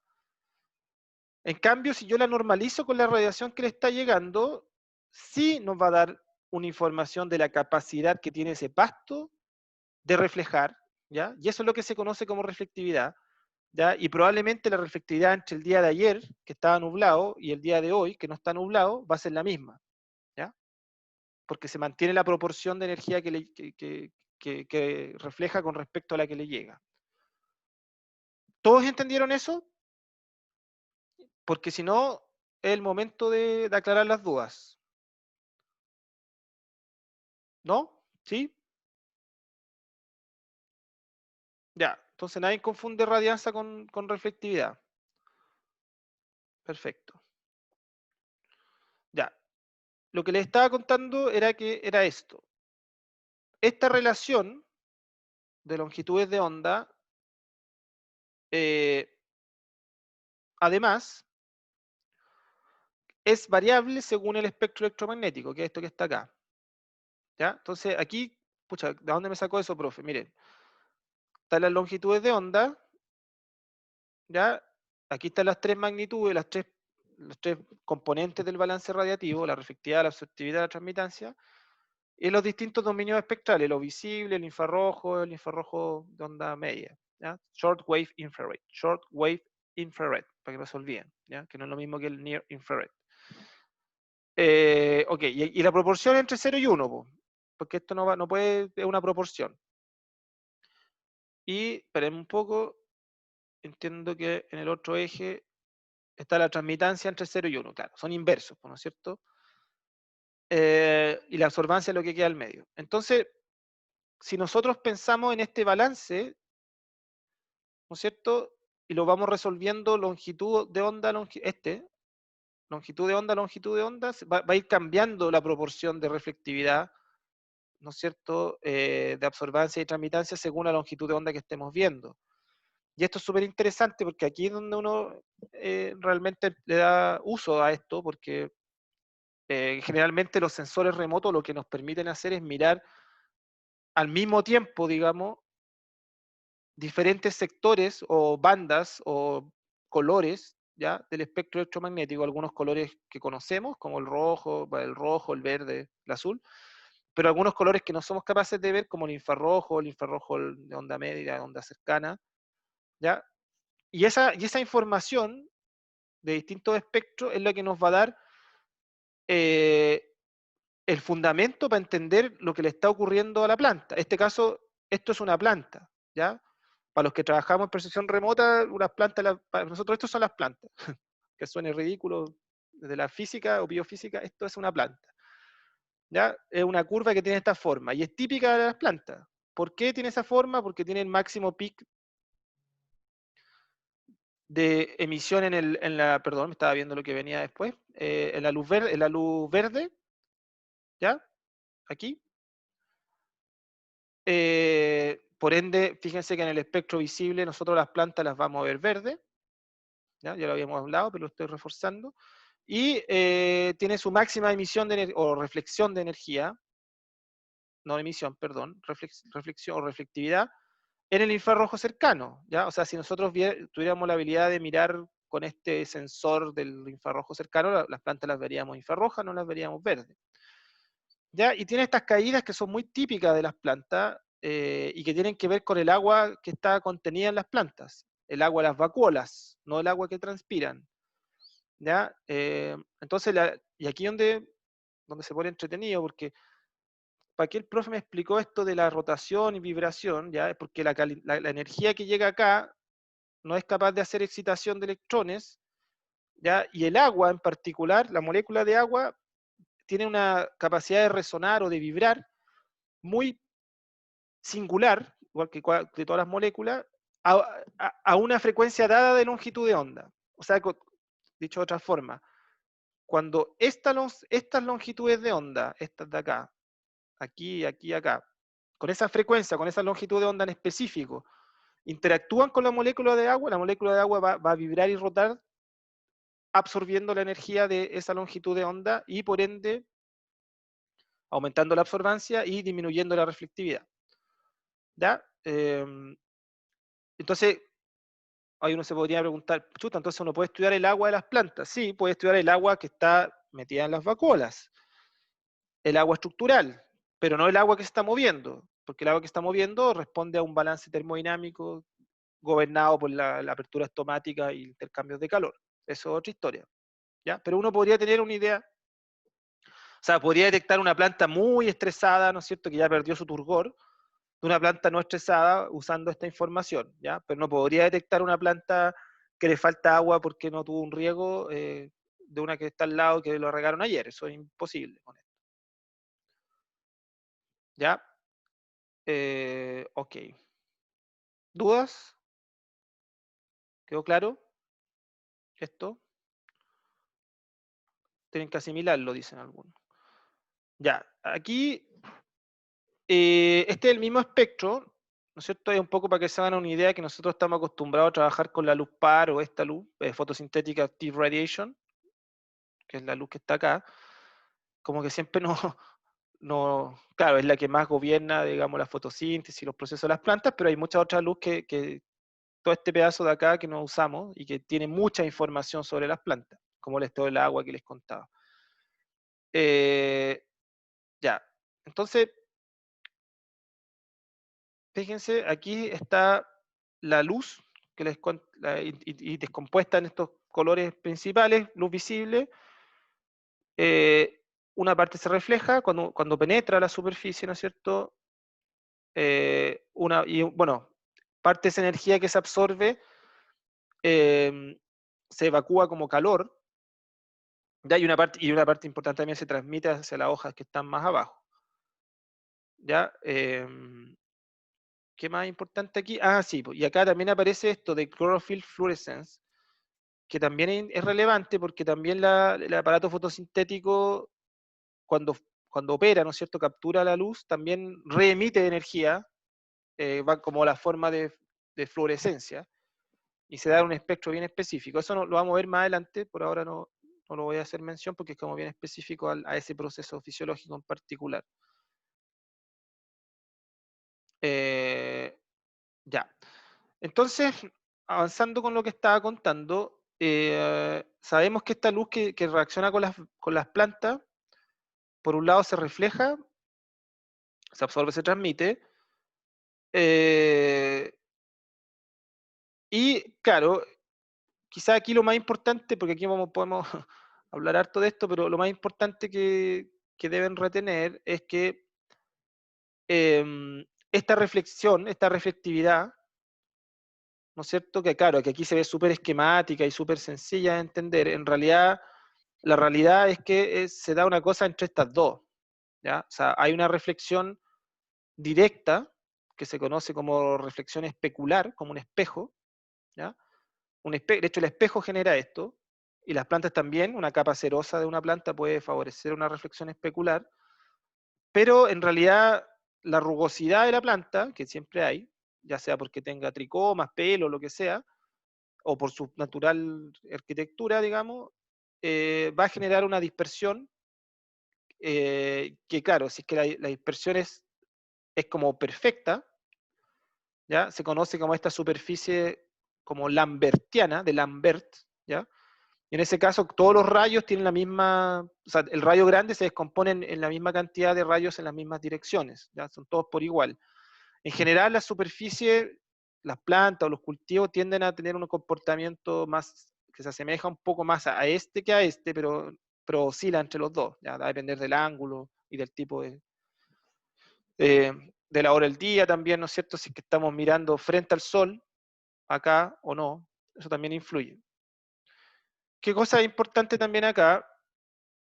Esto que está acá, ¿no es cierto? Porque está hablando de transmisión, reflexión, ya. Entonces, la energía que es absorbida se utiliza ya sea para transformarlo, quizá aquí falta uno, transformarse a una energía química, que es como el 1 o 2% de toda la energía que llega aquí arriba, ¿ya? Pero también hay una parte no menor de la energía que no se ocupa, ¿no es cierto? Como fotosíntesis, que se reemite como calor, ¿ya? Y ese calor, esa emisión, es lo que hablaba en el comienzo de la clase cuando hablaba de emisividad, o de emisión, perdón, de emitancia, ¿ya? En este caso, las plantas más o menos mantienen un equilibrio termodinámico en torno a los 300 Kelvin y esa emisión se va a dar en el espectro del infrarrojo termal, ¿ya? Y por eso se captura como calor, lo conocemos nosotros. Calor sensible, de hecho. A ver. Ya. ¿Qué otra cosa es relevante? Ya, aquí estoy devolviendo un poco a esto, ¿no es cierto? A las firmas espectrales. Y aquí voy a llevarle un poco a la mezcla de cosas entre aplicado y no aplicado. Yo les decía que nosotros, los que trabajamos en esta cosa, la percepción remota, las plantas las vemos como esta firma verde, la típica firma de una planta. Obviamente, entre una planta y otra, esta firma varía, pero la forma en general sigue esta forma, ¿ya? Es como bien típica de una planta, de la vegetación. Si miramos la nieve, ¿no es cierto? La nieve tiene una alta reflectividad, ¿ya? Y eso, bueno, es lo que, por eso en el espectro que nosotros vemos, estamos hablando en el visible. Si nosotros tuviéramos la habilidad de ver la nieve en otro espectro, la veríamos probablemente mucho más, más oscura, con menos reflectividad. ¿Ya? El suelo tiene una firma continua y el agua una firma decreciente. Algo habíamos comentado de esto en la clase anterior, recuerdo. Ya, pero lo importante es que a partir, esto es nuevo, a partir del estudio de estas firmas espectrales, emerge esta, que en realidad es una subdisciplina, porque es bien complejo todo lo que uno puede hacer con esto, pero bueno. Pero uno de los usos bien importantes de la percepción remota, y que es la clasificación de coberturas basado en las firmas espectrales, ¿ya? Entonces, en base al reconocimiento automático de estas firmas, ¿ya? De estas firmas verdes. Aquí están los distintos cultivos, ¿ya? Aquí uno puede ver que cada planta o cada sistema, que de hecho algunos se nota que hay harto suelo metido porque no tiene una firma típica, ¿ya? Es como bien café, aunque igual decae acá, pero este es el suelo desnudo. En esta zona uno puede, eh, a través de un método de clasificación, decirle ya, este cultivo, a ver, ¿cómo opera esto? Uno genera un punto de entrenamiento, uno necesita datos de terreno, obviamente, no se puede hacer sin eso, o por lo menos datos de entrenamiento, que alguien te haya dicho que esto es una coordenada con algo, con barley, qué sé yo, con cebada, lo que sea, ¿ya? Entonces uno entrena al algoritmo y le dice ya, las firmas espectrales que yo le dije que era barley, o sea, yo saco un promedio de firmas espectrales a todos los campos que yo supervisé de que fueran barley, ¿ya? Que son algunos, no todos, entreno el algoritmo, y después todas las firmas espectrales que observo con el satélite que se asemejan a esa clase que yo le dije que estaba ahí, me las va a clasificar como barley. Y así lo mismo para suelo desnudo, ¿no es cierto?, para las pasturas, etcétera. Y esto es bien útil para poder hacer de forma automática, o sea, la idea es que cada vez que pase un satélite que te pueda recuperar esta firma espectral, puede ser una vez al año también, uno va teniendo un mapa de la superficie de los cultivos que, que hay en una zona. Ya eso todavía Chile no, lo que hacemos un poco, porque algunos se pueden preguntar, pero profe, ¿para qué nos enseña esto? Que en realidad es muy útil en recursos naturales, ¿ya? Nosotros en recursos lo ocupamos todo el rato, pero yo les quería, lo quise mostrar acá porque actualmente para saber la superficie agrícola lo que hacemos es usar el catastro frutícola, y el catastro frutícola es el Estado de Chile se gasta cientos de millones de pesos todos los años, o cada 3 años, 2 años, en que gente vaya a terreno, ¿no es cierto? Y con fotointerpretación, mirando una imagen Google Earth a mano, ¿no es cierto? Genere estos mapas de los catastros y que ni siquiera están tan correctos, porque ahí están solo los predios como oficiales, todos los predios no oficiales no están. ¿Te fijas? Entonces, eh, no sé, a mí encuentro que a esta altura del siglo XXI seguir haciendo eso de esa forma, al igual que el catastro de bosque nativo y todo eso, que se hace para todo, me parece un poco anticuado, siendo que existe la tecnología para poder hacerlo de forma automática, sistemática, a través de satélite. ¿Ya? Bueno, Profe, diga. eh, espectro, esa firma espectral, no cambia dependiendo el- ¿De la fecha? del estado del cultivo. No solamente la fecha, también si está bien regado, mal regado, la Sí, fertilización. sí, no, por supuesto que cambia. Por eso es importante tener varios puntos de entrenamiento para capturar la variabilidad de las posibles variaciones que pueda tener ese cultivo. Ahora, si es que está diezmado el cultivo porque no tiene un buen manejo, obviamente se puede confundir con cualquier cosa, po, con un suelo pelado, etcétera. Y ahí es donde entra la magia, lo que te decía yo, po, de empezar a meter dimensión temporal, te fijas, empezar a meter fenología, porque uno podría mirar, esto es una foto, pero uno podría mirar la historia de la foto, ¿ya? Y la historia de la foto es la fenología, que no es la misma del barley que del, qué sé yo, de la papa, ¿ya? Porque brota antes, brota después. O sea, tú podrías meterle la dimensión temporal como una variable predictora a estos métodos de clasificación, que de hecho es lo que estamos haciendo nosotros. Pero sí, en ese ejercicio, eh, o sea, sabemos que espectralmente uno lo puede agrupar, pero hay que usar la cabeza para ver cómo disminuir la varianza, por decirlo así, entre la clase. ¿Ya? Eso, Ya, genial. en eso estamos, de hecho, trabajando por ejemplo, mira, de hecho, les voy a contar de un trabajo que estamos haciendo, una tesis, con un chico de ingeniería, que es tesista mío. Estamos calculando cómo se ha expandido la superficie, o más que se ha expandido, sino que cómo ha variado en cobertura y en coeficiente de cultivo, en realidad, la cobertura de agrícola en la cuenca de Petorca.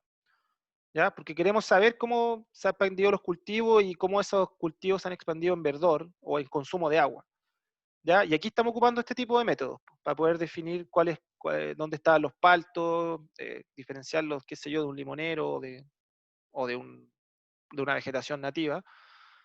Y una vez que encontramos ese mapa, después podemos calcular cuánta agua se le aplica a ese palto, porque ya conocemos su coeficiente de cultivo, que también se saca con satélite, que va a ser la próxima lectura, no esta, sino la que viene más adelante. Y después podemos sacar un balance, porque tú tenés los píxeles con el agua que se le aplicó a cada píxel, y podéis saber cuánta agua se le aplicó a la cuenca, y podéis saber si es que esa agua, qué tan distinto es de los derechos asignados o del balance del río, ¿no es cierto? Porque el río trae cierta cantidad de agua, pero, o sea, claramente ahí hay un desbalance y seguramente nos vamos a llevar buenas sorpresas con esos números. Pero eso se puede hacer.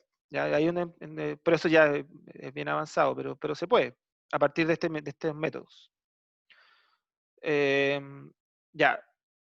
Ya, mira. Y acá, esto, como les decía, ha avanzado bastante. Yo antes no lo enseñaba en agricultura, pero ahora sí lo estoy enseñando en los temas de agricultura, porque, porque hay mucho avance en la bibliografía. De hecho, estamos trabajando con los chinos en hacer un land cover. Nosotros, bueno, no sé si sabían, pero publicamos un land cover para todo Chile con una colega china, que es un superproducto que se ocupa en muchas cosas, que se lo puedo dar de lectura también para que lo revisen. Y ahora estamos haciendo una versión distinta, que permita identificar los cultivos, justamente. O sea, un poco lo que les estaba contando, pues estamos tratando de hacer un método automatizado para detectar algunos cultivos, los paltos, de los viñedos, de los olivos, qué sé yo, de los carozos, etc. Bueno, y la potencia que tiene estos nuevos satélites, en particular el Sentinel-2, que salió el año 2015, aquí está uno de los primeros trabajos,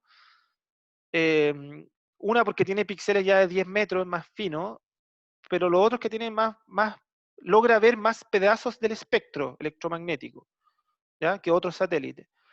Entonces, los primeros resultados son bien prometedores, ¿no es cierto? De hecho, tiene una banda que se llama borde rojo. El borde rojo es esta pendiente, ¿ya? Es mirar acá.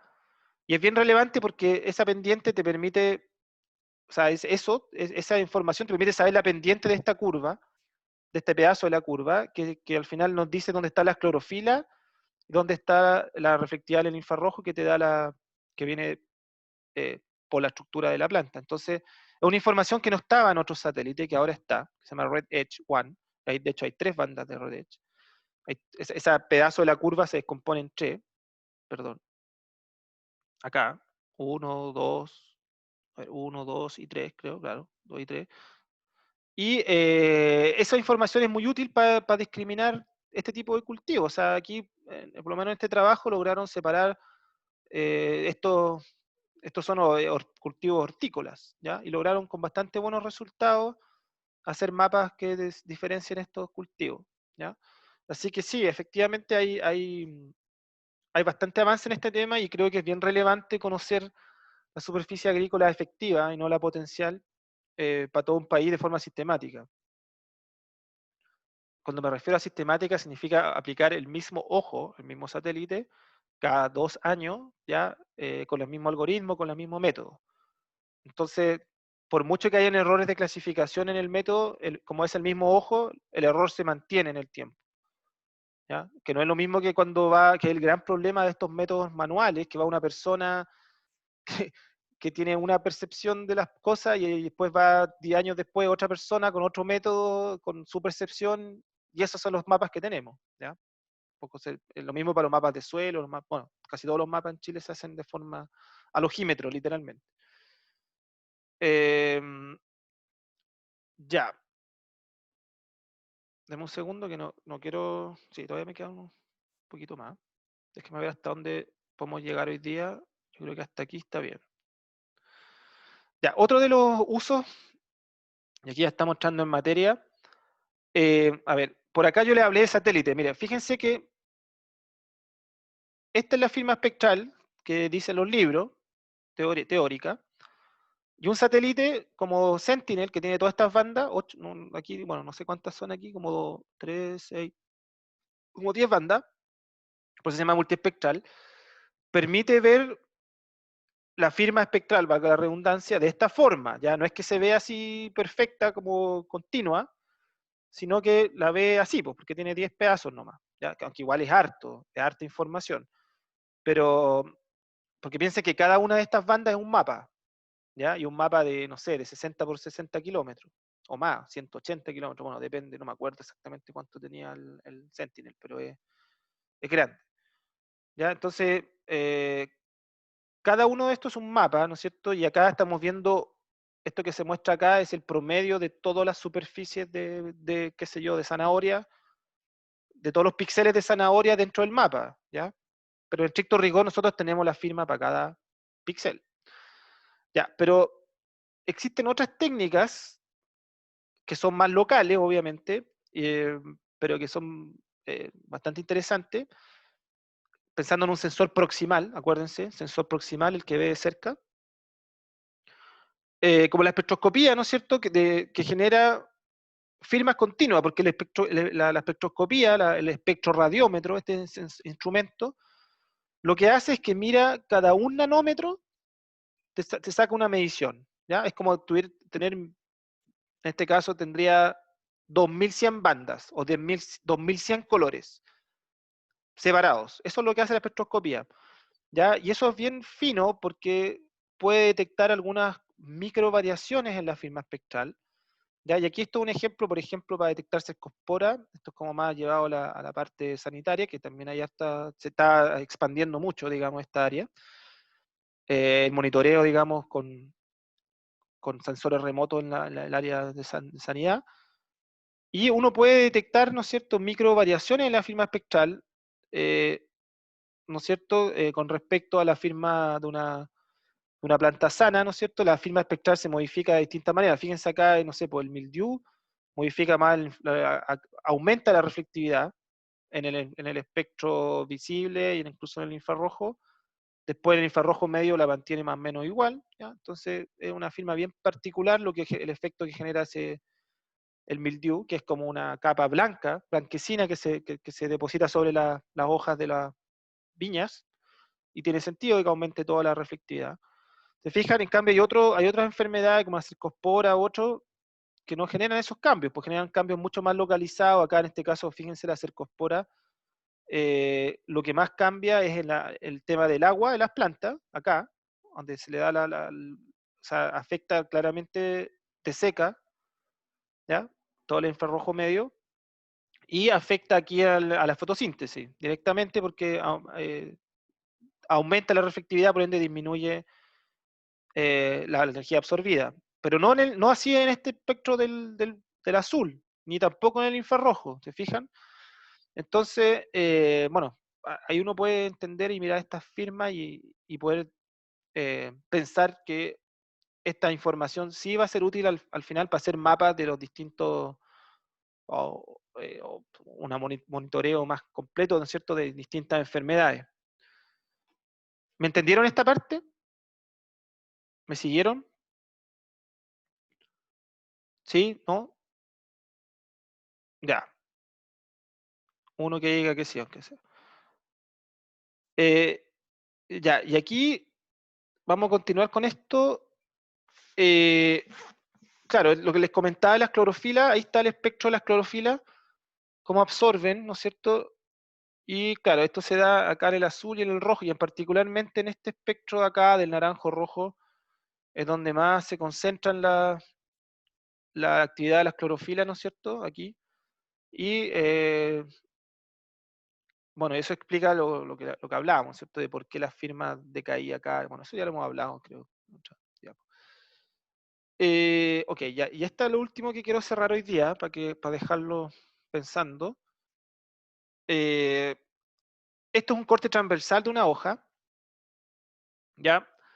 Y aquí claramente estamos viendo algo bien entretenido, porque vemos ya no miramos, digamos, el sistema planta con los balances como macro, sino que estamos viendo el balance micro, ¿ya? O sea, ¿qué ocurre con las distintas longitudes de onda? Y fíjense que la capacidad de penetración en la hoja, de acuerdo al color, no es la misma.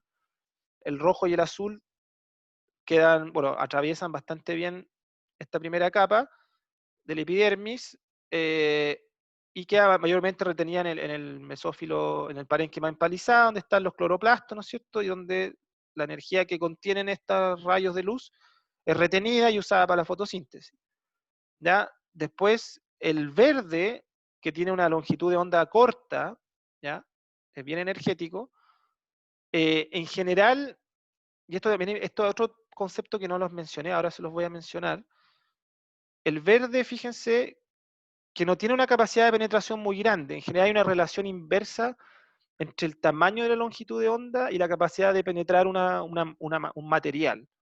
¿Ya? Y el verde, al tener una longitud de onda pequeña, no es capaz de penetrar profundamente el material y por ende se refleja, o sea, interactúa con la primera capa del palénquima emparizado, ¿no es cierto? Y se refleja directamente, eh, o sea, la energía que es capturada por un sensor en ese espectro verde, al final representa una energía que solo interactuó con la primera capa del parénquima empalizado. Eso es lo que quiero comentar, ¿ya? En cambio, el infrarrojo, en este caso infrarrojo fotográfico o infrarrojo cercano, también se aplica aquí, como tiene longitudes de onda más larga, es capaz de penetrar mucho más profundo de la planta, ¿no es cierto? Y por ende su interacción con la arquitectura de las células de las plantas es mucho mayor, ¿ya? Interacciona con el parénquima empalizada, con el mesófilo esponjoso, etcétera, ¿ya? Y al ser mayor esa interacción, la información que es capturada por el infrarrojo es muy útil para entender cómo están ordenadas estas distintas células, ¿ya? Porque nos da no solo la idea de lo que atraviesa la superficie, sino que acá, la primera capa del parénquima, sino que también nos permite entender cómo están ordenadas las células aquí abajo, ¿ya? Es como una señal integrada que penetra más e interacciona más con la superficie de la planta. O sea, perdón, con el perfil completo de la planta. ¿Ya? Ya, y esta es la misma diapo, pero un poquito más complicada, porque en realidad esto no es tan esquemático así. ¿Ya? Bueno, aquí está hablado en términos de calidad de luz, porque están, digamos, las distintas longitudes de onda. Pero acá se presenta en las formas de hacer reflexión. ¿Te acuerdan que yo les comentaba que la reflectividad podía ser especular? Y eso dependía de las cutículas cerosas, lo dije antes. Ahí está, ¿ya? O sea, entre más cerosa sea esa cutícula, más probabilidades de generar mayor reflexión especular. Hay mucha reflectividad o reflexión que es difusa, ¿ya? O sea, que es luz que entra, como la infrarroja, por ejemplo, entra, se da vuelta por la planta, choca por todos lados con los distintos órganos, o sea, distintas capas de células, y sale, pero de una manera en cualquier dirección, no tiene nada que ver con la dirección que le llegó, ¿ya? Bueno, y bueno, y hay una parte también que se transmite, ¿no es cierto? Cambia de dirección. ¿Se acuerdan que no lo quise mencionar mucho acá, pero esto para que lo sepan nomás? Cuando se genera, esto se llama la ley de Snell, cuando hay un cambio de direccionamiento en la luz, sin que haya un cambio en la magnitud, o sea, en la misma cantidad de luz, pero cambia su dirección, ¿no es cierto? Eso se genera cuando hay un cambio de medio 1 a medio 2, y eso es un poco lo que ocurre dentro de las plantas, ¿no es cierto? Viene con una dirección la luz transmitida, después, una vez que pasa en un medio, cambia su ángulo, y después pasa a otro medio, cambia de nuevo, etcétera, ¿ya? Y después vuelve a salir con la misma dirección original normalmente, porque aquí este medio es igual a este. Pero eso ya es un detalle más técnico. Ok, hasta aquí vamos a llegar porque está un poco más complicado de explicar, y de ahí me voy a ir metiendo más en esta interacción planta-luz en más detalle. Así que déjenme terminar de grabar.